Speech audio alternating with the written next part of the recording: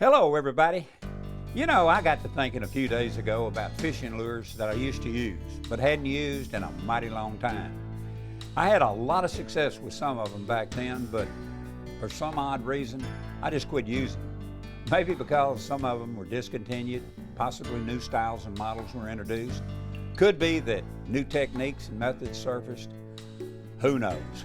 Some anglers say bass get conditioned to certain lures. Well, you know, I don't know about that. I do know that bass don't have personal one-on-one conversations with fishermen, nor do they read fishing magazines or watch Bill Dance Outdoors or any fishing shows. They do, however, do what they've done since time began. They eat, and they can be caught on today's hottest, most natural lures, or on one made 5 decades ago. That's as ugly as a fence post. Well, guess what? Today, we're going fishing with one of those old timers that's still made today.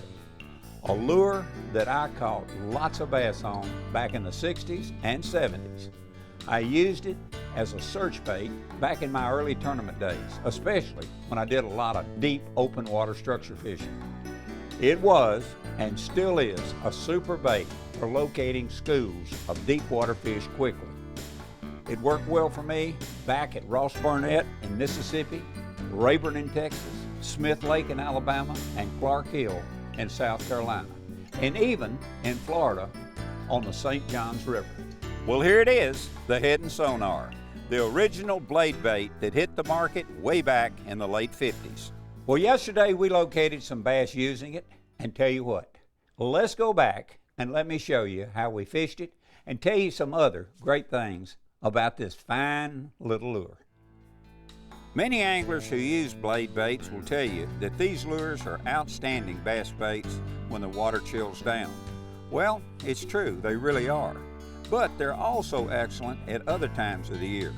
Now, I've had good luck during the summer and fall months as well. Woo!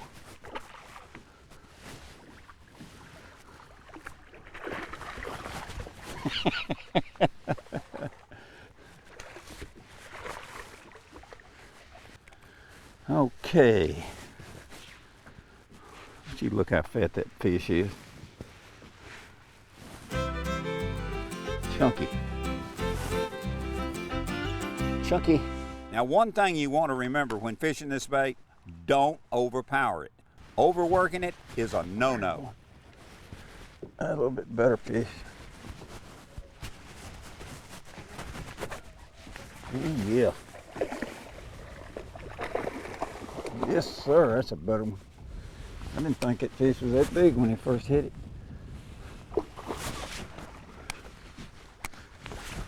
Ooh, yeah. That baby. I'll have to get back here by the console to get you. Come here. Woo! Buddy, let me get back up there and get my stuff.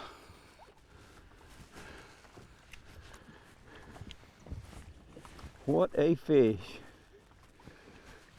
Easy. Yes. Look at that, boy.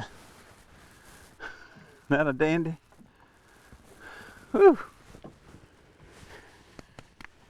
Nice fish. Yes, you are.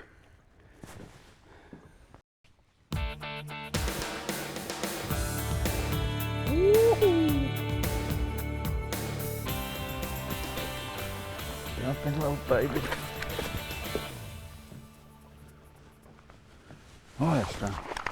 Oh, cut it out, buddy. Cut it out. What do you think you're doing? Throwing water over on everybody. Throwing water on everybody. Now here's where everybody goes. Here's where we go crazy. All right, I'm gonna turn you loose. I'm gonna turn you loose. I'm gonna turn you loose. Just don't act so crazy. Don't act so crazy. You act crazy, and then somebody's gonna get hurt. And it ain't gonna be me. Now it's true, during the warmer water periods, I'll fish this lure a little faster than I do in cold water. And another thing, most times I try to use more wrist action and less arm action to move the bait. Now here's something I like to do with these lures. I remove the factory hooks that come attached directly to the sonar. Then I install teardrop rings in the holes and rig them with wide bend number 4 treble Gamakatsu hooks, the same size as the original hooks. The teardrop rings help in preventing bass from getting enough leverage to throw the bait. Boy, look at here. There we go.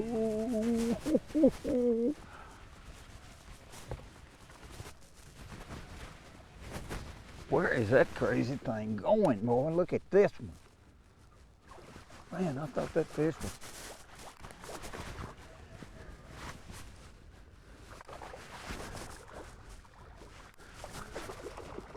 Look at him bulldog it.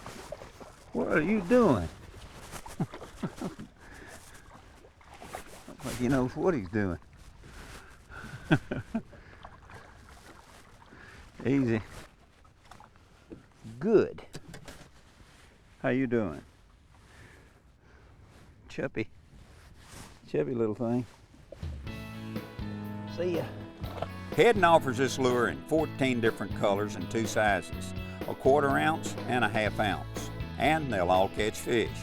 But the chrome is by far the most popular simply because it never loses its flashy finish. However, at times, gold can be fantastic.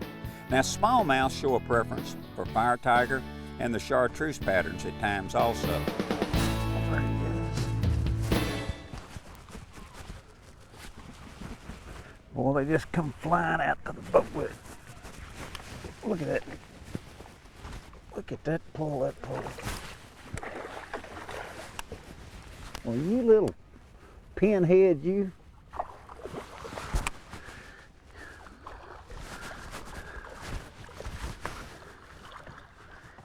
What are you going? Trying to throw it there? Huh? Is that what you're trying to do? Well, you just keep on trying. I don't care if you do. Boy, he hit it. How many? Stroking it to the boat. All right now. All right now. Let's just calm down. Let's just don't go crazy. Let's just don't go crazy. Let me just pop that hook. Whoa!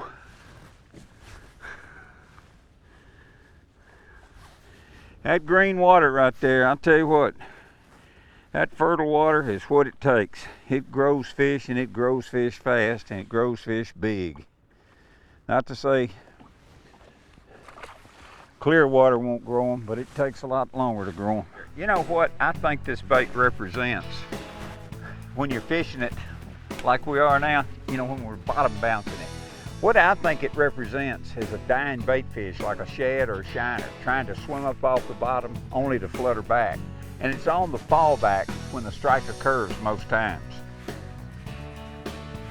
And like I say, when I'm fishing it shallow, I'm throwing it out, keeping my rod tip up, and just a steady retrieve. But as I get it out deeper, I'm just kind of dropping it and letting it hit the bottom and just picking it up from about 10, 12 o'clock, taking up the slack, letting it flutter right back to the bottom, picking it up, taking up the slack, letting it flutter back. But if I'm on a shallow flat, what I usually do is just keep it moving. It's a slow, steady retrieve. As I get on those slopey banks, I'll throw it and start it out on a steady retrieve, and then I'll just gradually let it just drop on down to the bottom, and then I'll bottom bounce it. But on a flat bank, it's just more of a cast and retrieve. When bottom bouncing the sonar, most strikes are typically little ticks or bumps, similar to the feel of a bass hitting a jig on the fall. Now it's best to set the hook with long rod sweeps versus a quick snap. Normally, if you snap set, you'll miss catchable fish. Okay, let's talk about fishing poles for just a minute. For this type of fishing, I prefer bait casting. a 6.5 to 7 foot medium action rod. This type action is super sensitive, and that's important when fishing these baits. This is one of Quantum's Tour Edition rods. It's extremely lightweight with plenty of backbone that allows for a good hook set. The reel is also lightweight. It's Quantum's Tour Edition 100. To be successful with this lure, you've got to be in touch with it at all times.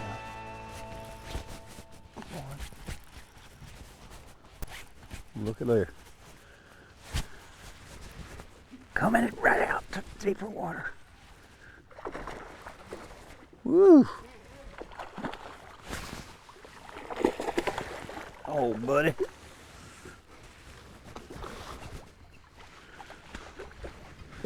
You look like you had some steam behind you. Come on, Timmy. Come on now. It's my turn. Slide up here. Ooh, that's a nice fish. Ooh, nice hooks in it too. Easy. The Sonar. Scores again. Get out of that.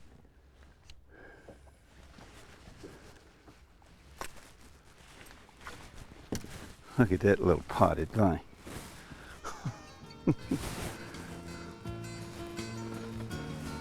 Howdy. Nice. See ya. Well, it's very doubtful this plain Jane looking bait will ever win a beauty contest. Yet tied at the end of an expert angler's line, this small piece of metal with a lead keel and 2 treble hooks attached will show its beauty and win the day when others lose out. Tell you what, give this old timer a fling, you might really be surprised. Until next time, tell you what, you catch one for me. Now I've gone fishing with Bill Dance today.